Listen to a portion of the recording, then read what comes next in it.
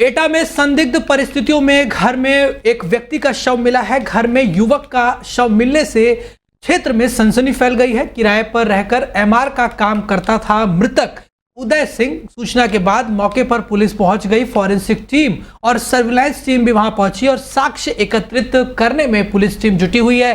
वह स्थानीय लोग एमआर की मौत की वजह हार्ट अटैक या पॉइजन खाने को मान रहे हैं। वही पुलिस ने शव को कब्जे में लेकर भेज दिया है। वही पोस्टमार्टम हाउस जो आपको बताएं कि भेज दिया गया है, वही थाना कोतवाली नगर क्षेत्र के शांति नगर का ये पूरा मामला है।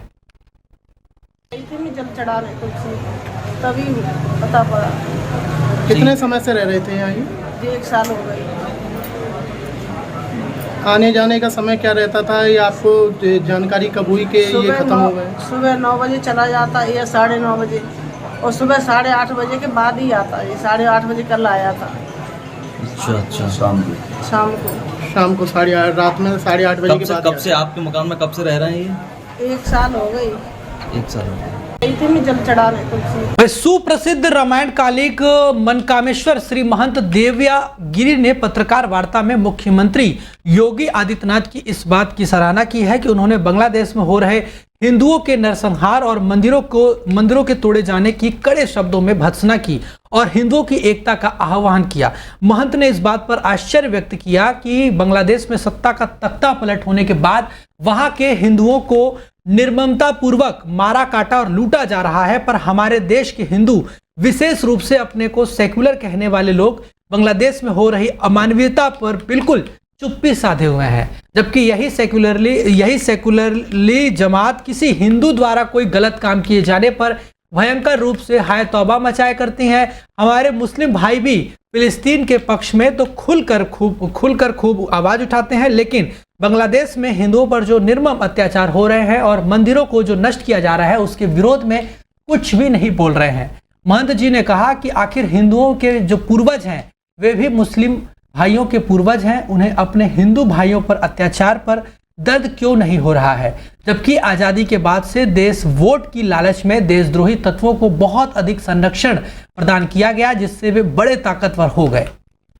जिस तरीके से वहाँ पे हम सेना का हस्तक्षेप ज्यादा बढ़ गया है बांग्लादेश में, लगता है भारतीय सरकार को, भारतीय सेना को इसके ऊपर दबाव बनाते हैं सुरक्षा को लेकर, सुरक्षा को लेकर। हाँ देखिए, घटना 1971 की दोहराई जाएगी ऐसा प्रतीत होता है, क्योंकि जब से बांग्लादेश बना है पाकिस्तान को ये लगता है कि भारत इसकी देन है, तो वो भरसक कोशिश यही करता है कि वहाँ पे अराजकता फैले, तोड़ फोड़ हो, हिंदू असुरक्षित रहे, वहाँ की बहन बेटियों के साथ में कुकृत्य हो, ऐसा उनका मानना है। परंतु अगर भारत वहाँ का हस्तक्षेप करता है तो मुझे लगता है हिंदू भाई बहन वहाँ सुरक्षित रह सकते हैं। वही मथुरा में किन्नर महामंडलेश्वर हिमांगी सखी धार्मिक यात्रा पर वृंदावन पहुंची। बांग्लादेशियों ने जो कट्टरपंथी जहां जिस तरीके से दिखाया जा रहा है उसको लेकर उन्होंने कई बातों का जिक्र भी किया। वही उन्होंने कहा कि भारत प्रेम का देश है। बांग्लादेश के प्रधानमंत्री को जो शरणागति दी गई है वो उनका उन्होंने स्वागत किया है। हिमांगी सखी ने चेतावनी दी कि श्री कृष्ण जन्माष्टमी से पहले मथुरा शाही ईदगाह मस्जिद को गंगा जल से वो शुद्ध करेंगी। वही उत्तर प्रदेश के जनपद मुरादाबाद के काशीराम कॉलोनी के रहने वाले एक युवक ने अपनी पत्नी और साले पर पारिवारिक विवाद के चलते मारपीट कर घायल करने का आरोप लगाया है। फिलहाल मझौला पुलिस ने घायल युवक को उपचार के लिए जिला अस्पताल में भर्ती कराया है, जहां उसका उपचार चल रहा है। वहीं इस मामले में जानकारी देते हुए एसपी सिटी रणविजय ने बताया कि काशीराम कॉलोनी में एक युवक और महिला पति पत्नी के रूप में रह रहे हैं।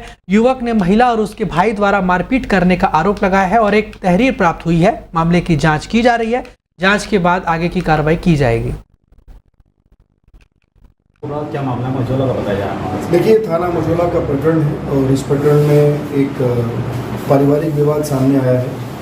इसमें एक महिला और पुरुष एक साथ काफ़ी दिनों से यहाँ काशी रामनगर में रह रहे थे और उसमें जो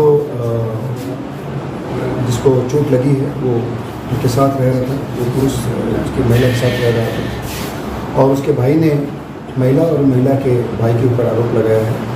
लेकिन इसमें जो हम लोगों ने छानबीन की उससे ये पता चला है कि ये आपस में पति और जो पत्नी के रूप में रह रहे हैं, इन लोगों के बीच में विवाद हुआ और उस विवाद में इनको चोट लगी है।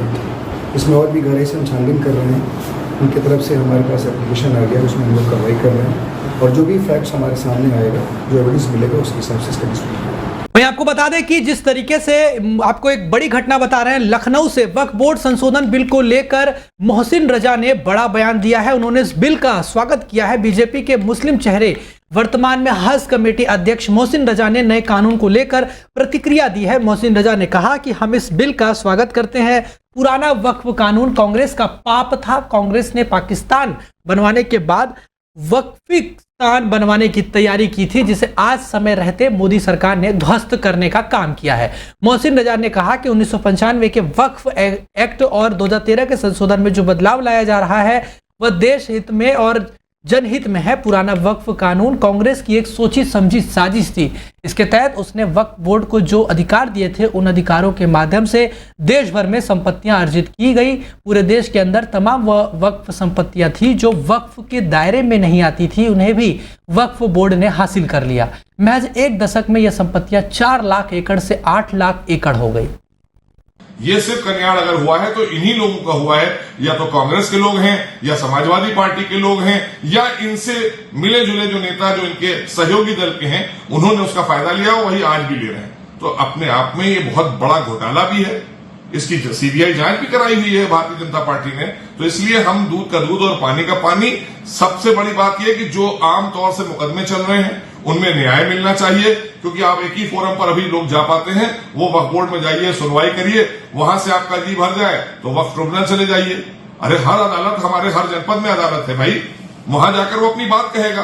तो इसलिए ये अमेंडमेंट में सारी चीजों की व्यवस्था दी जा रही है कि ताकि आम जनता को सहूलत मिले, न्याय मिले, और ये हमारी सरकार इसी उद्देश्य से आगे काम करती है। इसीलिए हमारा मूल मंत्र है सबका साथ, सबका विकास, सबका प्रयास और सबका विश्वास। मैं आपको बता दें अगली जो बड़ी खबर आपको बता रहे हैं फर्रुखाबाद से। फर्रुखाबाद चाचा की बिजली के बोर्ड से चिपक कर दर्दनाक मौत हो गई है। वह युवक की मौत के सूचना पर परिजनों में कोहराम मच गया है। उत्तर प्रदेश के फर्रुखाबाद जनपद के थाना कंपिल क्षेत्र के ग्राम इकलाहारा निवासी साबिर हुसैन पुत्र अनवार हुसैन उम्र 40 वर्ष की विद्युत से चिपककर मौत हो गई। परिवार में कोहराम मच गया। जानकारी के अनुसार कंपिल थाना क्षेत्र के गांव इकलाहारा निवासी साबिर के छोटे भाई राशिद की 5 वर्षीय पुत्री शहनाज घर से निकले तारों में कट होने की वजह से चिपक गई, जिससे उसकी घिग्गी बंध गई। अपनी भतीजी को बिजली के तारों में चिपका हुआ देखकर साबिर ने अपनी भतीजी की बाह को छुड़ाकर अपना अलग करना चाहा। तभी साबिर भी विद्युत करंट लगने से चिपक गया और उसकी भतीजी झटके से बिजली के तारों से दूर जा गिरी। परिजनों ने आनन फानन में तारों से चिपके हुए साबिर को डंडे से मारकर अलग किया और उसे मोटरसाइकिल से सरकारी अस्पताल कायमगंज ले जाने के लिए गांव की पुलिया के पास पहुंचे। उसी समय डायल 112 पुलिस की गाड़ी निकली तो विद्युत करंट से अचेत साबिर के परिजनों ने डायल 112 को अस्पताल ले जाने के लिए हाथ दिया। पुलिस ने साबिर को सरकारी अस्पताल कायमगंज में भर्ती कराया, जहां डॉक्टर विपिन ने साबिर को मृत घोषित कर दिया। वहीं परिजनों ने पोस्टमार्टम कराने के लिए मना कर दिया है। एक ब्रॉड डेड हमारे यहाँ आया है जिसका नाम साबिर हुसैन है और उसके पिता का नाम अनवार खां है, जो कि इकलाहारा के निवासी थाना कंपिल क्षेत्र के हैं। तो उनको हमने एग्जामिन करके मृत घोषित कर दिया।